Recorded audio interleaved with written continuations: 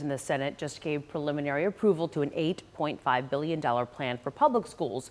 With the 10 days left that we have to go in the legislative session, there's a lot happening. Yeah, we have seen budget shortfalls forcing many districts in North Texas to close some campuses. Natalie Haddad live in Plano at a campus which is set to shut down for good today, Natalie, and we expect to see more action on this bill in just hours. Maybe a little bit too late, though, for this campus.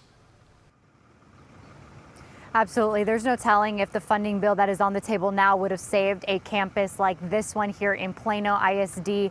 Should funding had come sooner, but today these lights are going to go off and they will stay off because, again, this campus is closing. Today, lawmakers, though, do have an $8.5 billion piece of legislation on the line. It could be the day lawmakers make good on their promise to pass public school funding. House Bill 2 is what we are talking about. It is expected to pass the Senate today, but with some changes. Here's what's in it. A $55 increase to the basic allotment. That's money per student that the state gives schools. Then there's $4.2 billion that would be set aside for teacher pay raises, $500 million for other employees. And then there is additional funding for special education, educator training, staff salaries. Now, critics argue the funding still falls short, calling it crumbs compared to what public schools truly need, especially after years without meaningful increases. But supporters of the bill say that the bill is both historic and exciting. Representative Jeff Leach from Collin County says while the House and Senate started with different ideas on how to fund public schools, they've come together to deliver significantly more funding than first proposed.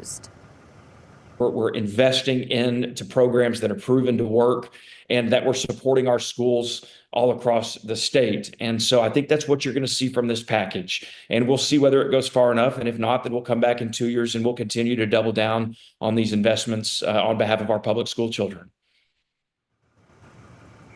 Something that people will surely hold up legislators on should this money ultimately not be enough. Now, here are the next steps for House Bill 2. The Senate is expected to pass it out of their chamber today with changes made to the bill. When that happens, it will go back to the House. The House will check off on those changes, and should that happen, the bill will go to Governor Greg Abbott's desk. Kara? All right. Thanks for the update, Natalie.